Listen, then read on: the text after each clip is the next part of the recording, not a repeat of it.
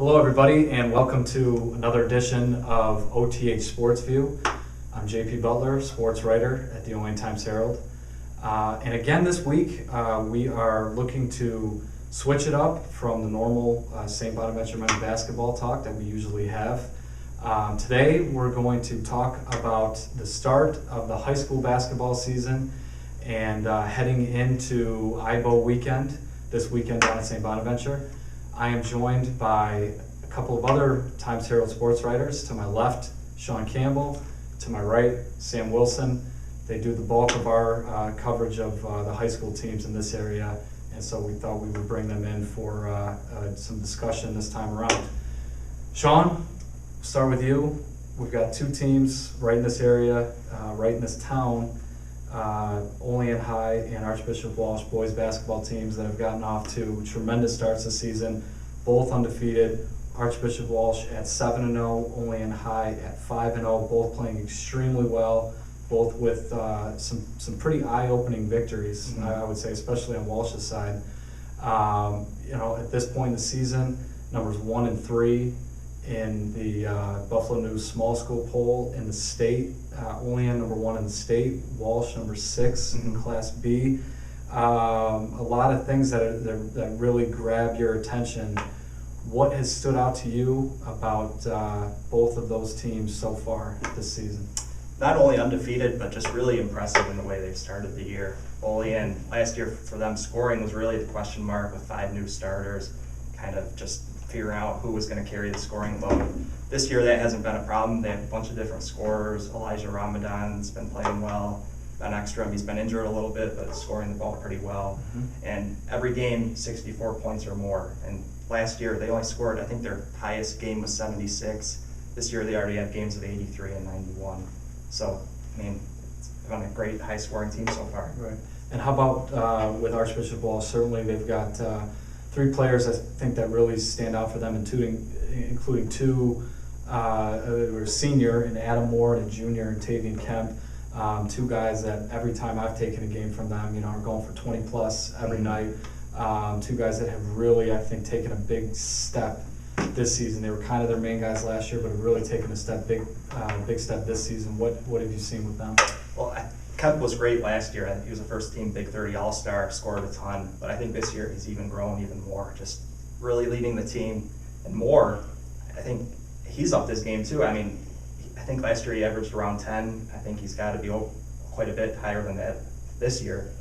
And just some nice wins for them. I mean, they beat Newport by 24. Class A team. Yep. Then last weekend they go beat Maryvale. They come back in the public-private challenge. Some really nice wins. Behind in that game and they come back. I mean, that's a sign of a good team to be able to do that on that stage against a pretty good team. Right, and I think even some of the local teams beating them the way that they have, taking 2 tournaments. I mean, they really kind of separated themselves, I think, in the early going. Yeah, I mean, they beat Wellsville in the championship of the Allegheny County IAABO Tournament, and I mean, Wellsville hasn't lost since, and that's a pretty good win. I mean, I think Kemp did a pretty good job on Liam Eber in that game. And then in the Portville tournament, they had no trouble with Portville, which I think they're a pretty decent team this year too. Yeah, I mean, we saw the game that Portville gave Franklinville the other night, and that's another team that we're going to be talking about. But Sam, I want to go over to Salamanca. You see them all the time, being the sports editor over at the Salamanca Press.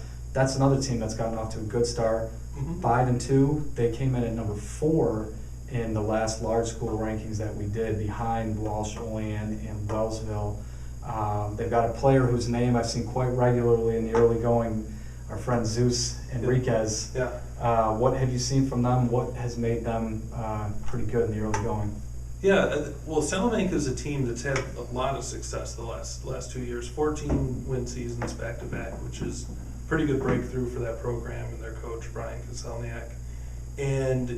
But you look at those 2 teams and you credit a lot of those wins to 3 seniors, I would say: Jared Fish, Andy Crandall, Tyler Saparic. They're all gone this year, so the team's kind of a mystery heading into this year. But you mentioned Zeus Enriquez, who played behind Jared Fish, didn't get a lot of minutes last year, but he saw some time, and he's really stepped in as their go-to scorer in the post. And He's had a really solid start to the season.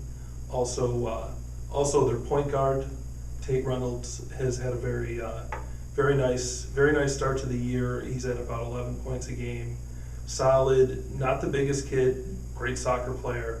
And he's probably the kid you would look to as he had the most impact on those last two teams. So he's the leader, the captain, who's really helping them get through this early part of the season. Right. You mentioned some of the guys from last year. Jared Fish, I think playing in college right now for Donia. Yep. Some of these guys have really sort of, they say change the culture a little bit, but Salamanca looks like they've kind of, as a program, have just taken more of a step up in recent years, and it looks to be the case again this year, just based on their start. Yep. What do you see? How did they finish last year, and what do you see them maybe being able to do this year, maybe getting past that point this year? Yeah, last year they were semifinalists in sectionals, and it'll be interesting to see if they can get back that far, because obviously they did lose a lot, and they've had a nice start to the year. Won a lot of close games. Their two losses, I think, was 1 point to West Seneca West and 6 points to Faulkner. So they've been in every game. Right. But it'll be interesting to see once they get into their league and they play a lot of teams you would say are on their level, a Randolph, a Portville, Allegheny Limestone, Silver Creek. See how they handle that. I'm sure that's what they're thinking, because they've had a nice start here, and we'll see how things go as they move ahead. All right. Now, have either of you guys seen Franklinville in person yet?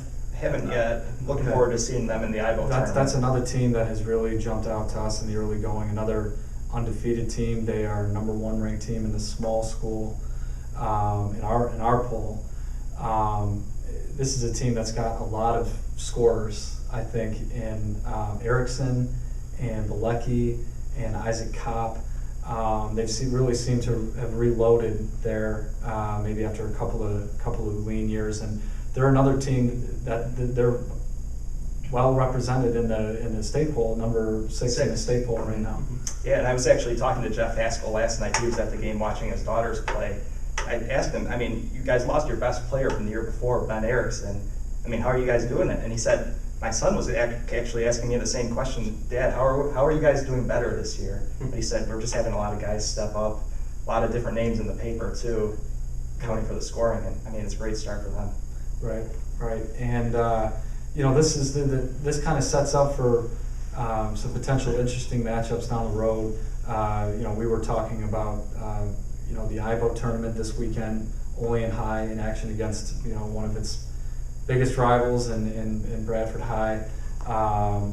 Portville, Portville boys who kind of shaken off a little bit of a slow start and are playing better. They're in action this weekend. And the other small school game, Portville has Chautauqua Lake, and Allegheny Limestone plays Franklinville, which so we talked about that. That being a potentially good matchup there.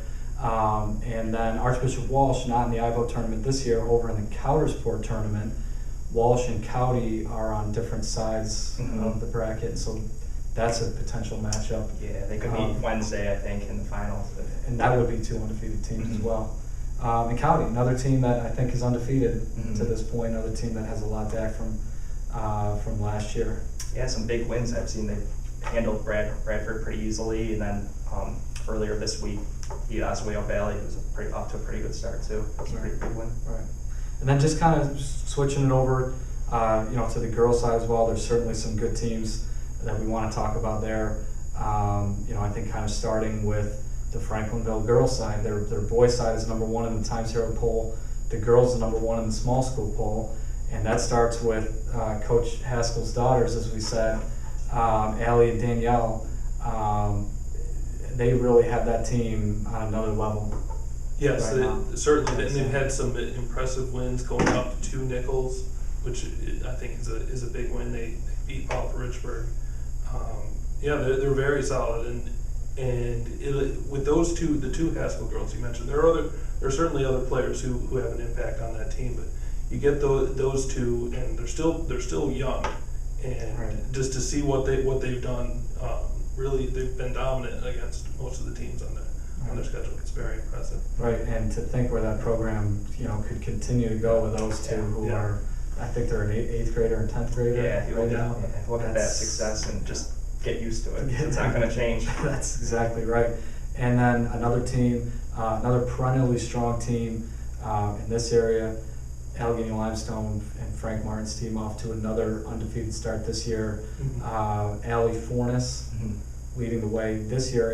And this is a team that doesn't even have one of what would have been one of their top players back coming this year in Allie Watson. Yeah. So what has kind of been behind their success so far, do you think? The Fornes girl's a player. I mean, she can really take the ball to the hoop, score in the post in a lot of different ways. I saw them play Wellsville earlier this month in a nice non-league game, and they played really well. I mean, Wellsville, their top scorer, Rihanna Anderson, wasn't 100% yet. She sprained an ankle earlier in the year. But she's been hobbled a little bit. But Allegheny Limestone did a nice job, and Fornes really impressed. Right. And who do we have in the girls' side of the IAABO this year? In the girls' IAABO, we have Allegheny Limestone playing Bradford and Olean High playing Randolph in the first round. So, you know, you might think that's probably a Olean High Allegheny final, which would certainly be exciting for folks in the area. Sure. Yeah, and I think Randolph has still had a decent start. They're 4-2. They obviously know McKenna Maycock. She's with St. Bonaventure now. And it'll be interesting to see. They kind of ran away in the second half against Olean last year. If they can stick with Olean this year, it would be pretty impressive for them. Right. And that's a big holiday tournament weekend this weekend. A lot of tournaments throughout the area, but the main one, certainly in our backyard, is the IAABO, which is starting on Sunday morning, I believe, around 11 a.m. and going on throughout the day, ending with the Olean High. Yeah, Olean Bradford's at 7:45 game, and then championships and consolation on Monday down in St. Bonaventure. Thank you again for tuning in to another edition of OTH Sports View. I'm JP Butler alongside Shawn Campbell and Sam Wilson, and hope to have you back next time.